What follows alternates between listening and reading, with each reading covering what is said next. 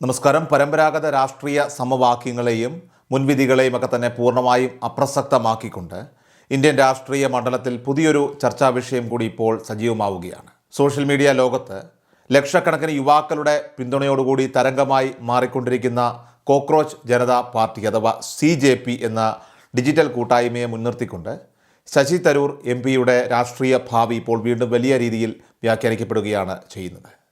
വരാനിരിക്കുന്ന 2029 പൊതു തെരഞ്ഞെടുപ്പ് ലക്ഷ്യമിട്ടുകൊണ്ട് അണിയറയിൽ ഒരുങ്ങുന്ന ഈ പുതിയ യുവജന മുന്നേറ്റത്തിൻ്റെയൊക്കെ തന്നെ അമരത്തേക്ക് ശശി തരൂർ എന്ന ജനപ്രിയ നേതാവ് ചേക്കേറുമോ എന്ന ചോദ്യമാണ് ഇപ്പോൾ രാഷ്ട്രീയ കേന്ദ്രങ്ങളിൽ പോലും കനത്ത പുകച്ചിൽ സൃഷ്ടിക്കുന്നത്. നിലവിലെ രാഷ്ട്രീയ വ്യവസ്ഥിതികളോടൊക്കെ തന്നെ കടുത്ത രീതിയിൽ വിയോജിപ്പുള്ള പുതിയ തലമുറയുടെ ജനറേഷൻ Z വോട്ടർമാരുടെയൊക്കെ തന്നെ പൾസ് കൃത്യമായിട്ട് തൊട്ടറിഞ്ഞ നേതാവെന്ന നിലയിൽ തരൂരിനെ ചുറ്റിപ്പറ്റിയുള്ള ഈ പുതിയ വാർത്തകൾക്ക് വലിയ വാർത്താ പ്രാധാന്യമാണ് ഇപ്പോൾ മാധ്യമങ്ങൾ നൽകുന്നത്. കാരണം കഴിഞ്ഞ കുറച്ച് ദിവസങ്ങളായിട്ട് സമൂഹ മാധ്യമങ്ങളിൽ ഉയർന്നു വരുന്ന ഈ അഭ്യൂഹങ്ങൾ ഇന്ത്യൻ രാഷ്ട്രീയത്തിൽ വലിയൊരു ചലനത്തിന് വഴിമരുന്നിട്ടേക്കാമെന്നാണ് പൊതുവെ വിലയിരുത്തപ്പെടുന്നത്. കേരള രാഷ്ട്രീയത്തിൽ എക്കാലത്തും വേറിട്ടൊരു ഔട്ട്സൈഡർ ഇമേജ് കാത്തുസൂക്ഷിക്കുന്ന നേതാവാണ് ശശി തരൂർ.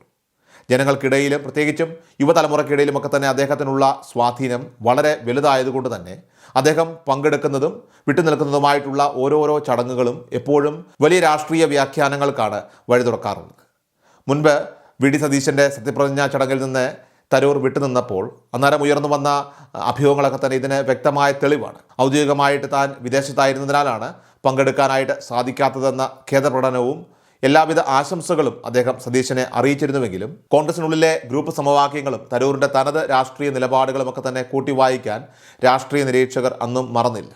ഇത്തരം സൂക്ഷ്മമായിട്ടുള്ള വിട്ടുനിൽക്കലുകൾ പോലും വലിയ വാർത്തയാകുന്ന തരൂരിൻ്റെ വ്യക്തിത്വം തന്നെയാണ് പരമ്പരാഗത ചട്ടക്കൂടുകൾക്ക് പുറത്തുള്ള അദ്ദേഹത്തിൻ്റെ പുതിയ രാഷ്ട്രീയ നീക്കങ്ങളെക്കുറിച്ചുള്ള ഈ വാർത്തകൾക്കും ഇപ്പോൾ കരുത്തു പകരുന്നത്. മുൻകാലങ്ങളിൽ ശശി തരൂരിൻ്റെ പല അന്താരാഷ്ട്ര നിലപാടുകളും ആഗോള വികസന കാഴ്ചപ്പാടുകളും ഒക്കെ തന്നെ മുൻനിർത്തി അദ്ദേഹം BJP-യിലേക്ക് ചേക്കേറിയേക്കുമെന്ന തരത്തിലായിരുന്നു രാഷ്ട്രീയ എതിരാളികളും നിരീക്ഷകരുമൊക്കെ തന്നെ പ്രധാനമായിട്ടും ആദ്യ ചർച്ചകളൊക്കെ തന്നെ കൊഴുപ്പിച്ചിരുന്നത്. എന്നാൽ ഇന്ന് കഥ പൂർണ്ണമായിട്ടും മാറി മറിഞ്ഞിരിക്കുകയാണ്.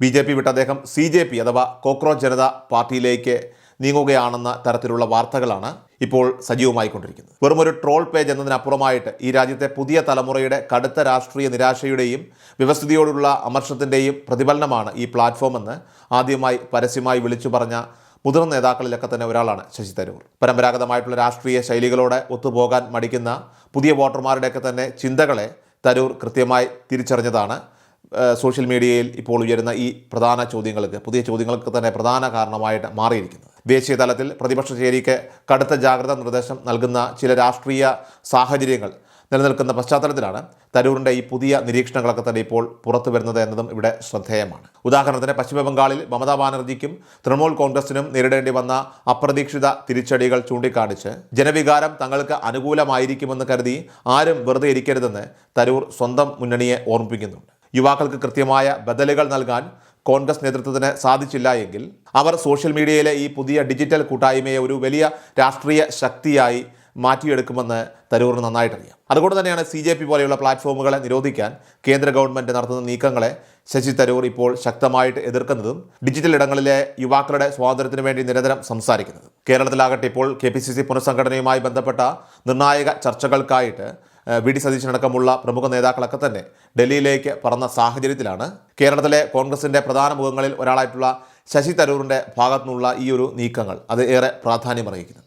യഥാർത്ഥത്തിൽ പുതിയ തലമുറയെ ജെൻ-ഇസഡിനെ സമൂഹത്തിൻ്റെ രാഷ്ട്രീയ മുഖ്യധാരയിലേക്ക് കൊണ്ടുവരുന്നതിൽ നിർണായക പങ്ക് വഹിച്ച നേതാവാണ് രാഹുൽ ഗാന്ധി. ആ രാഹുൽ ഗാന്ധി മുന്നോട്ട് വയ്ക്കുന്ന അതേ പുരോഗമനപരമായിട്ടുള്ള ആശയങ്ങൾ തന്നെയാണ് ഈ കോക്രോച്ച് പാർട്ടിയും ഇപ്പോൾ മുന്നോട്ട് വയ്ക്കുന്നത് എന്നാണ് വിലയിരുത്തപ്പെടുന്നത്. കോൺഗ്രസ് മുന്നോട്ട് വയ്ക്കുന്ന ആശയങ്ങളോട് തരൂർ പൂർണ്ണമായിട്ടും ചേർന്ന് നിൽക്കുമ്പോഴും ഈ ആശയങ്ങളെയൊക്കെ തന്നെ ഡിജിറ്റൽ പ്ലാറ്റ്ഫോമുകളിലൂടെ യുവാക്കൾ ഏറ്റെടുക്കുമ്പോൾ അത് തീർച്ചയായിട്ടും വരാനിരിക്കുന്ന പൊതു തെരഞ്ഞെടുപ്പിൽ വലിയൊരു രാഷ്ട്രീയ അട്ടിമറിക്ക് കാരണമാകുമോ എന്നുള്ള സംശയം ശക്തമാവുകയാണ്. തൻ്റെ രാഷ്ട്രീയ നിലപാടുകൾ എവിടെയും എക്കാലത്തും തുറന്നു പറയാനായിട്ട് മടിക്കാത്ത ശശി തരൂർ എന്ന സമൃദ്ധനായിട്ടുള്ള നേതാവ് അദ്ദേഹം കോൺഗ്രസിനുള്ളിൽ തന്നെ ഉറച്ചു നിൽക്കുമോ അതോ യുവാക്കളുടെ കനത്ത ജനപിന്തുണയുള്ള ഈ പുതിയ ഡിജിറ്റൽ തരംഗത്തിനൊപ്പം തന്നെ പുതിയൊരു വഴി സ്വീകരിക്കുമോ എന്നുള്ള ചോദ്യം അത് തീർച്ചയായിട്ടും വരും ദിവസങ്ങളിൽ ഇന്ത്യൻ രാഷ്ട്രീയത്തെ കൂടുതൽ ചൂടുപിടിപ്പിക്കും എന്നതിൽ തർക്കമില്ല. പരമ്പരാഗതമായിട്ടുള്ള എല്ലാ രാഷ്ട്രീയ സമവാക്യങ്ങളെയും തിരുത്തി കുറിച്ചുകൊണ്ട് ശശി തരൂർ വീണ്ടും ചർച്ചകളുടെ കേന്ദ്രബിന്ദുവായിട്ട് മാറുമ്പോൾ രാഷ്ട്രീയ ഇന്ത്യ ഏറെ ആകാംക്ഷയോടുകൂടി നോക്കിക്കാണുന്നത് ഇതുതന്നെയാണ്. ഈ പുതിയ യുവജന കൂട്ടായ്മയും തരൂരിൻ്റെ നിലപാടുകളും ഒത്തുചേരുമ്പോൾ വരാനിരിക്കുന്ന 2029 പൊതു തെരഞ്ഞെടുപ്പിൽ ഭരണം നിലനിർത്താനായിട്ട് ശ്രമിക്കുന്ന BJPക്ക് തീർച്ചയായിട്ടും അത് വലിയൊരു വെല്ലുവിളിയായി മാറുമോ എന്നും ഇന്ത്യൻ രാഷ്ട്രീയം പുതിയൊരു ദിശയിലേക്ക് വഴിമാറുമോ എന്നും തീർച്ചയായിട്ടും വരും നാളുകളിൽ കണ്ടറിയേണ്ടിയിരിക്കുന്നു.